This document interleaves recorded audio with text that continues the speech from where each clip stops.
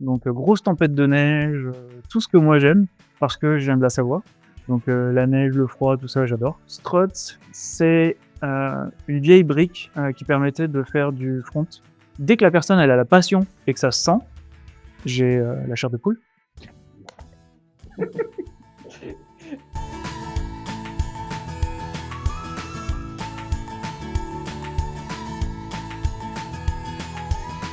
Moi, je m'appelle Grégory Passanay, j'ai des origines allemandes, mais je viens de France. J'ai 47 ans.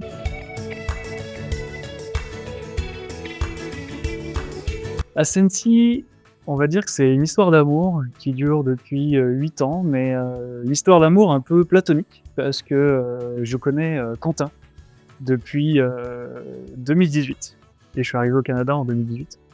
Mais pendant ces 8 premières années, en fait, Quentin me disait: «Hey Greg, viens me voir, regarde Ascensi, c'est bien», et cetera.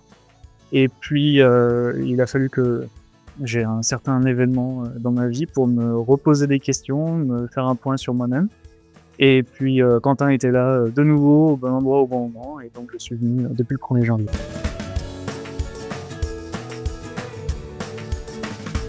Le Canada, la première fois que je suis arrivé au Canada, c'était en 2006 et j'étais à Toronto et je suis arrivé le 4 janvier. Donc grosse tempête de neige, tout ce que moi j'aime parce que je viens de la Savoie. Donc la neige, le froid, tout ça, j'adore. Et pendant pratiquement 13 ans, j'ai essayé de revenir au Canada, mais c'était jamais le bon moment, jamais le bon employeur, jamais la bonne compagne, tout ça. Et puis suite à un voyage en Inde, je me suis dit maintenant, il faut que je remette ma vie d'aplomb, je veux repartir du début. Et puis je suis venu en 2018, le 5 février 2018, au Canada.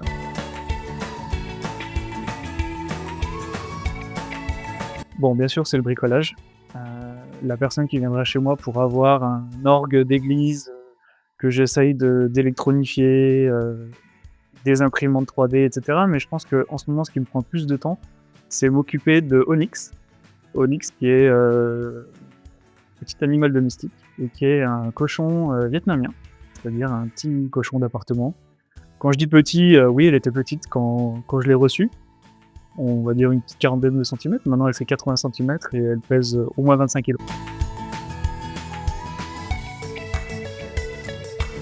Chez Ascensi, je suis développeur Java. Donc, le Java, c'est quelque chose que j'ai fait quand j'ai fait mes études. Donc, il y a très longtemps, dans les années 96, 2005. Et puis, j'ai arrêté le Java au profit du C#, au profit du Python, etc. Et il y a 3 ans, je me suis remis au Java. J'ai eu un très très bon mentor. Et donc, actuellement, je suis développeur Java.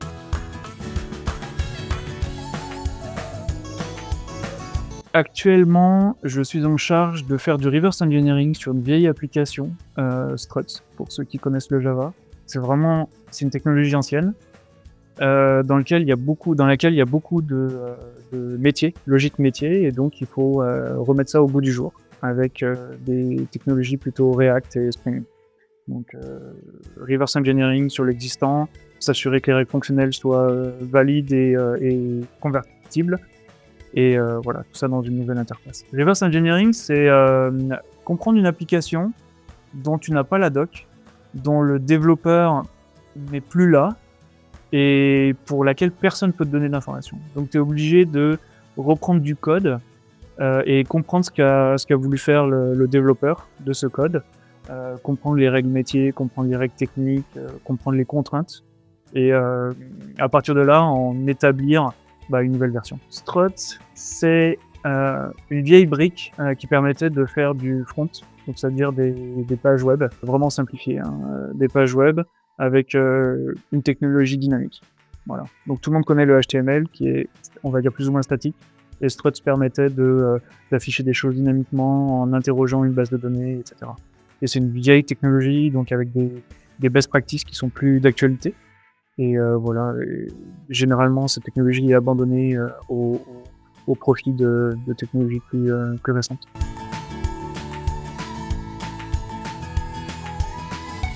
Alors je pense qu'il n'y a vraiment aucun rôle qui est stratégique dans une société parce qu'on est tous remplaçables. Par contre, je pense que les rôles comme le mien, c'est-à-dire des consultants qui vont chez des clients et stratégique dans le sens où on accumule des best practices et de par nos précédentes histoires, nos précédents clients, qu'on peut proposer à nos nouveaux clients. Donc, je pense que c'est en ça que c'est on va dire une activité stratégique qu'on peut repartager et qu'on peut dire attention, là vous allez dans une mauvaise direction parce que moi j'ai déjà eu cette, sans me dire moi j'ai déjà eu cette expérience, mais tout simplement en disant bah, chez tel client ils ont déjà essayé de faire ça et maintenant ils reviennent sur leur pas. Un exemple bête, c'est toutes les sociétés dans les années 2010 ont voulu faire du offshore et maintenant tout le monde revient.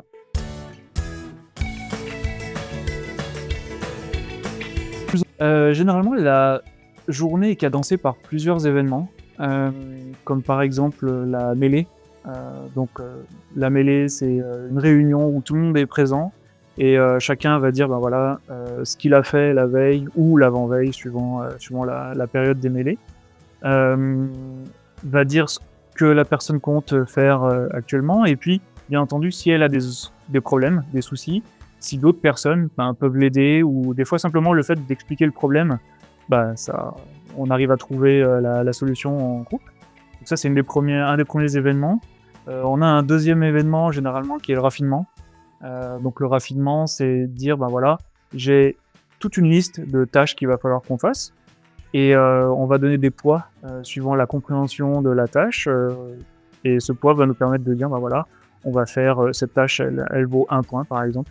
Donc on va pouvoir la faire très rapidement, ou cette tâche elle vaut 3 points. Là on va mettre un petit peu plus de temps, donc ça va nous permettre d'établir un agenda des différentes actions à livrer, des différentes tâches à livrer. Bien entendu, il y a toujours la pause café qui est essentielle je pense pour pouvoir échanger et même pour avancer sur des points bloquants.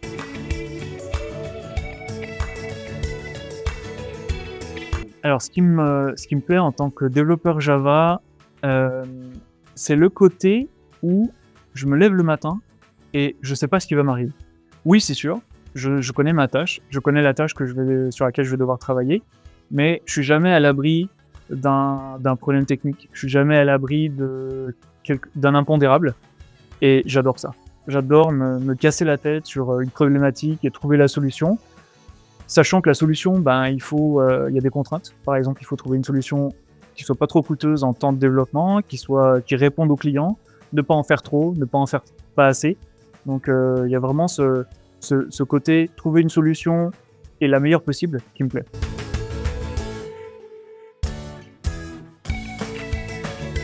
J'ai à peu près 20 ans d'expérience et durant ces 20 ans, j'ai rencontré des personnes qui étaient plus ou moins fortes dans le développement et le caractère qui s'est tiré de ces personnes, c'est que les personnes les plus motivées que j'ai rencontrées, c'est les personnes qui sont les plus passionnées. C'est-à-dire que elles pensent développement, elles se réveillent développement, elles rêvent développement.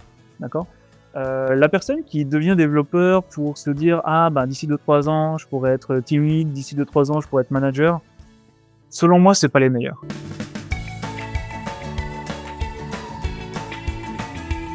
D'après moi, il y a 2 types d'étudiants. D'accord ? Il y a l'étudiant qui va vouloir faire du Java et ok, le soir, il rentre chez lui, il regarde Netflix, etc. Il discute avec sa blonde, il va au restaurant. Ok, bon, très bien. Et vite, il y a l'étudiant qui, lui, sur le chemin du retour, va se dire « Oh, j'ai appris à faire ça, et justement, aujourd'hui, j'ai telle problématique.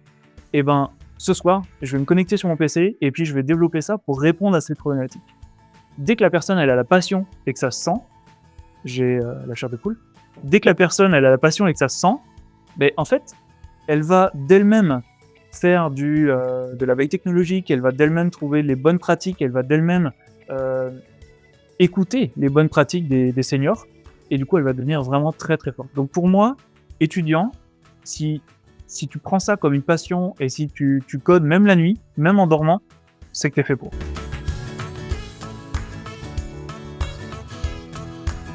J'en ai même 2 en fait. La première anecdote qui est professionnelle. En 2010, j'ai travaillé sur une application qui s'appelait R2D2. Donc j'étais développeur C# à l'époque. Donc on développe cette application, on développe en parallèle avec Bangalore, et le support est fait à Montréal. Puis, j'arrive en 2018, et figure-toi que je vais travailler chez le même client sur l'application justement pour faire le support de l'application. Et donc, ce qui est marrant, c'est que je retrouvais des morceaux de code ou des écrans que j'avais développés 8 ans avant, pardon. La deuxième anecdote, c'est une anecdote perso. En fait, je fais de la unicycle. Unicycle, c'est la roue électrique, d'accord? Et j'ai toujours mon casque, j'ai toujours une veste, etc. Tout le monde me connaît avec ce look, etc. Et en 2024, je me suis cassé le bras. Et tout le monde me disait « Ah Greg, tu vois, t'as été trop vite sur ta roue, etc. Tu t'es cassé le bras, etc. » En fait, non, je me suis juste cassé le bras en marchant sur une branche et je suis tombé. Donc rien à voir avec la roue.